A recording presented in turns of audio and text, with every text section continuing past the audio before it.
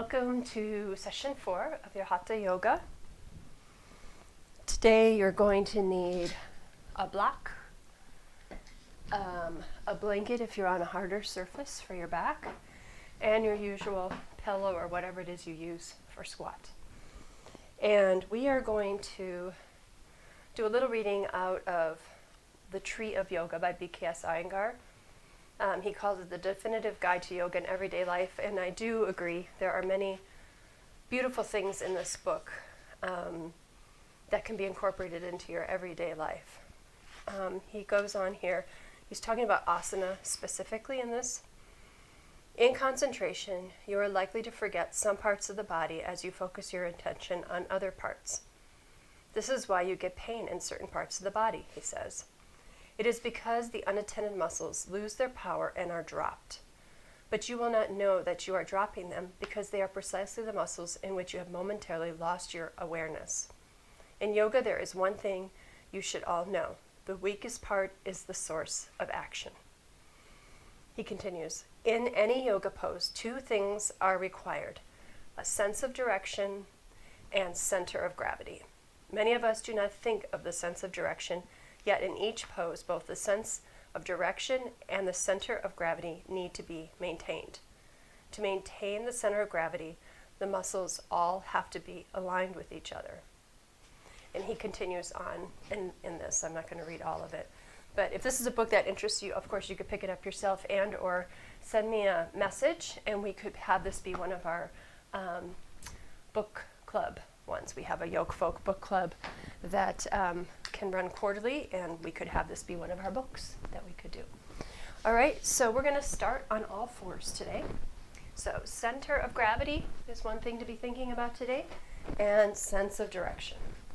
So I like to start with my fingers pointing towards my knees, but you can always put your fingers pointed away from your knees. And then we're going to just focus on this space right between our shoulder blades. We're going to try and loosen that up by dropping down between that space on an exhale. So we're not going into a full cow here. The lower back stays maintained. We're just trying to focus on that area between the shoulder blades. We inhale to fill up. Exhale to release. One more time. So we're trying to get movement and awareness of this space. Good. So the next step in creating awareness is we're going to use a block at the wall. And what you're going to do is take your hand around the base of the block like this. And then you'll put the block against the wall. You'll put your hands, again, in that L shape around the block. And then you'll come up into a downward dog position. So go ahead and try that. I'm not going to bother because all you'll see is the back of me. And as you come into that downward dog with your hands in an L position around the block, I want you to notice where your shoulder blades are. So that space that we just opened up, the big bones there. Are they on your back, or are they kind of rolling off your back? Are they both engaged from side to side and up and down? Good. And then just let yourself come down from there, but keep that awareness. You could even keep the block if you want, or put it aside. And then we're just going to keep that awareness and go from all fours on an exhale into down dog. So inhale, all fours. Exhale, down dog. One more time. Good. Staying in down dog now. Let's go ahead and lift the right leg up. So always keeping that awareness of the shoulder blades, center of gravity, sense of direction, and then bend the knee, opening up. Just a little back bend here, tiny one. Extend the leg back out and release. Switching sides. Extension of the leg, bending the knee, opening just a little bit, extending back out, and release. Good. Walk and just hang here for a minute, stretching out the back. Rise all the way up. Exhale, hands to the heart. So just a reminder to do your pranayama before you come into your practice as a centering piece. Again, you may choose to do it after. I do it before. And then inhale to rise. Exhale, fold, step back into downward dog. Good. I like to just pound my feet a couple times. And then I'm going to bring my right foot forward into a low lunge here. Tuck the back toe under, coming into a high lunge. And I'm going to interlace my hands, place them behind my head, push the back of my head into my hands into my head. Draw the elbows back, feel the shoulder blades engage. Good, exhale, release the hands to the ground, step back into downward dog. Now if you're a vinyasa person, you could go ahead and do that here. You could hang out in down dog or rest in child's pose. Those are always your options. And then we're going to bring the left foot forward. Low lunge.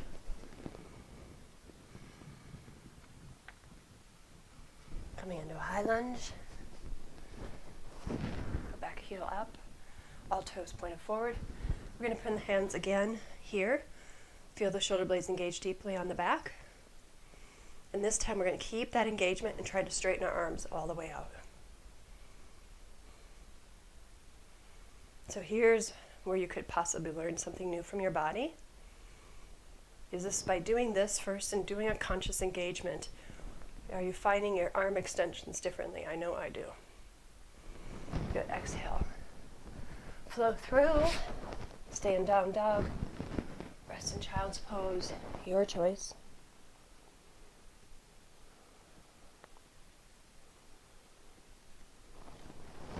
Coming into down dog, everyone. And then coming into Virabhadrasana 1, Warrior 1. This time we're going to bring the arms into a cactus position. So, like this, where the elbows line with shoulders, hands are above elbows. So the hip isn't necessarily turned all the way forward. It's at whatever angle works for you. Good. And then we're going to draw the hands behind the back so they could come together, palms here or palms together further up, whatever works for you. Okay. And then we fold forward. So the front knee is staying in a nice 90-degree angle, as you can see. The outer edge of the back foot is engaged as much as the inner edge. That helps with that sense of gravity. Good, and then we release our hands to the ground. If your hands don't quite touch the ground, this is where you can use a block to bring the ground to you.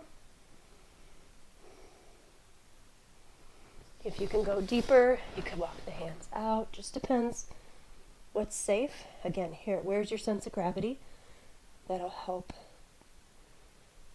with not falling over. Taking a few more breaths here.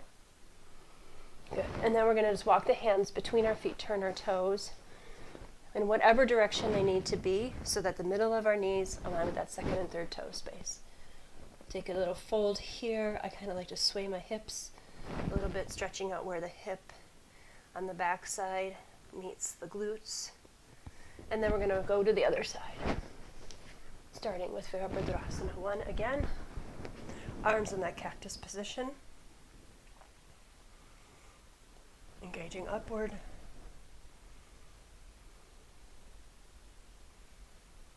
Good. And then just turning the body ever so slightly over that open space. This time you could do the hands behind the back. This time I'm going to do the same. If it's too much on your shoulders and stuff, again, you could do this. And if it's way, way too much, just bring them in front of the face. Or I'm sorry, in front of your chest. Folding forward here.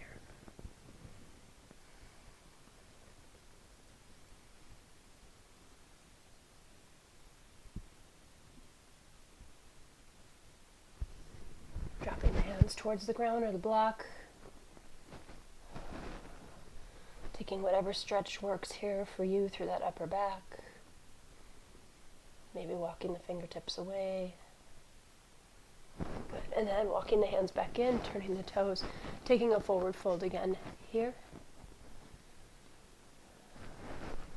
And then I'm just drawing over my piece, my pillow here that I use to go into a squat. So grabbing whatever it is that you go into a squat and come into that squat.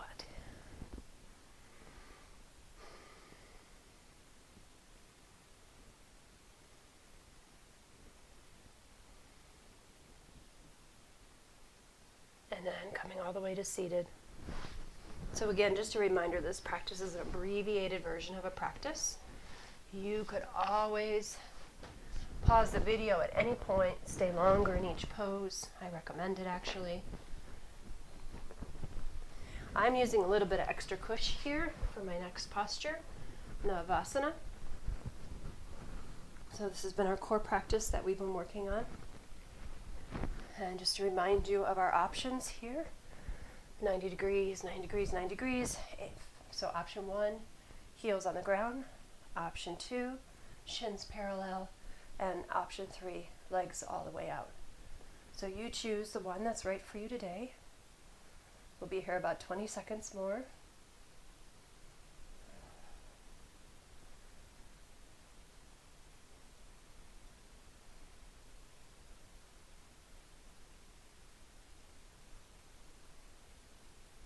And release. All right, so we're going to work on just opening up our hips a little bit here. So we're going to go ahead and either one hand on the knee or the elbow on the knee, one hand on the foot or the elbow holding the foot. It has, wherever you are, make sure you keep a nice 90-degree ankle here. We don't want to roll out the ankle. We make sure it stays in a nice neutral position. So wherever you can grasp here or with the hands, you could do a little rocking, kind of imagine the head of that femur bone, this part of the bone here, moving around in the socket. And then we're going to move the other leg across. It could be bent or straight, your choice. And place that foot on the ground. Hug the knee in, sitting up nice and tall. And then on an exhale, twist.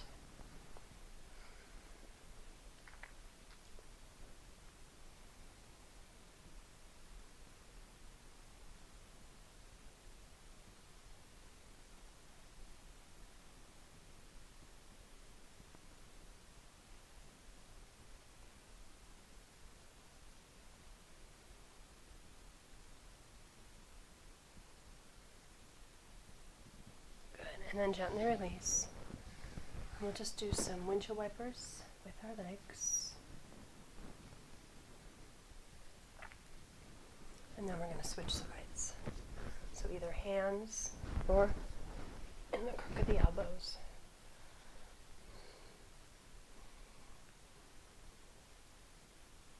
So holding first for at least 3 or 4 breaths. And then rock.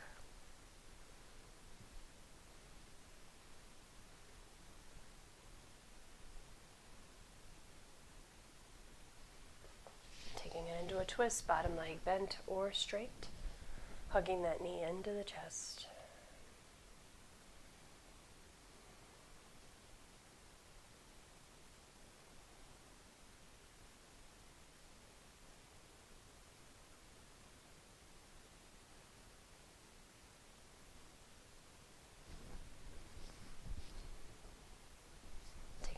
Twist. If that's the right thing for you, always use an exhale to come into the twist.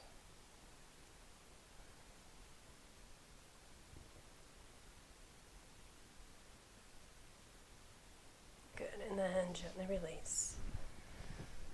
All right, shaking out the legs, and then we're going to come to lying on our belly. So I'm not going to stay on my belly the whole time because the microphone will get all scuffed up and you won't be able to hear me. But you're going to start lying on your belly with your legs back, forehead down, and your arms here, okay, at your side. So on the first inhale, I'll just demonstrate the first one. You're going to go ahead and lift up. Your arms will come. Everything stays aligned. So my head stays aligned with my spine. And then exhale to release. Make a pillow with your hands and turn your head to one side. So staying down. I think I'm probably getting scuffly here. I don't want to do that to you. And then go ahead, put your arms back by your side. This time on an inhale, you're going to lift both legs. Try to have all the pressure of the musculature be in your legs. Try it to be less in your glutes near your lower back. It'll be in your glutes a little bit, but try not to bring that tension up into the lower back. And then exhale, release the legs. Again, make a pillow with the hands. Turn the head one direction. The other thing you can do if you are starting to feel this in your lower back is to bend your knees here. And then just let your legs drop side to side as you rest your head. Okay, and then going ahead and letting that go. And then we're going to do it all together. So arms are back at your side. And you're going to lift your lower and upper body all together. So on an inhale, lifting all together. Keep the head aligned with the spine. And then when you need to come out, come out. Otherwise, just holding a little bit longer. Good. And then on an exhale, gently release. Again, bending the knees. Just a little sway side to side. If you haven't done it already, please do it. And then very carefully, very gingerly coming up onto all fours. Pausing in that neutral all fours position for just a moment. And then on an exhale, coming all the way back into child's pose. And then just noticing the space of your back from the bottom to the top. See if you can bring the breath into the back side of the body.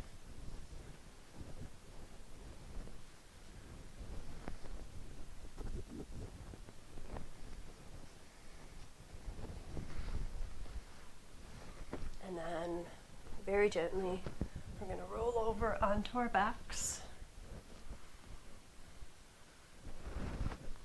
And we're just going to do a gentle drop. So feet are about hip width apart. We're going to drop both knees over to the right, keeping the feet right where they are. Inhale to center, exhale, drop the other way.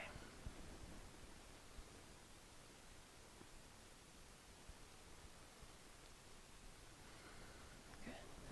Draw the knees into the chest with an exhale. And circle. Switch directions if you haven't. Good. And then find your way into Shavasana. If your back is still feeling a little cranky, you could always use a pillow, a bolster, or a block to put it under your knees. Anybody could do this, but it helps with backs. Or you could go and put your legs up the wall.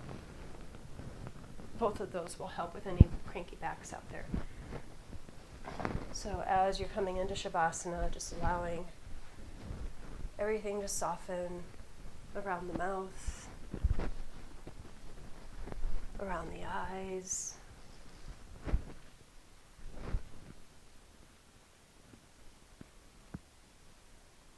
Tucking the shoulder blades up underneath you to open and soften the chest.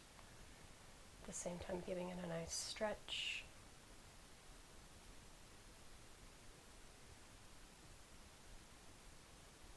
Toes drop away from the center line.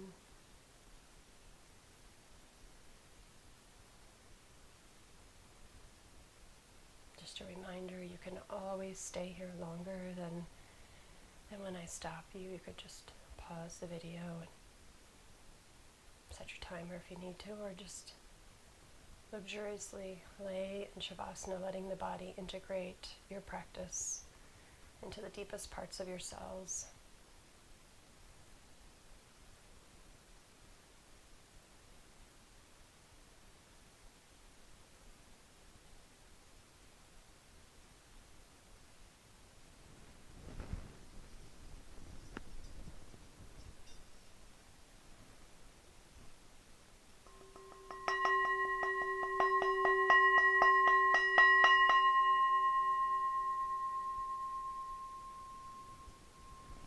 Gently bringing yourself back through small movements. Again, I highly recommend that you at least stay there for 5 minutes on your own, pausing that video. Really give yourself that full Shavasana experience. Your body will thank you for it. And then eventually your movements roll you onto one side of your body. And we pause there to consider our practice question. What is new to learn from and about my body from this practice? Maybe there's something you learned about your center of gravity or holding a sense of direction.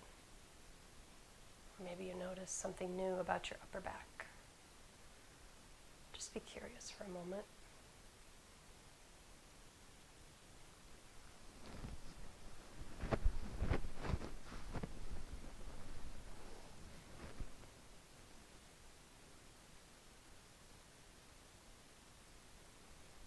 And then using your hands to gently press you up into a seated position, keeping your eyes closed or in a soft gaze. We draw our hands in front of our heart.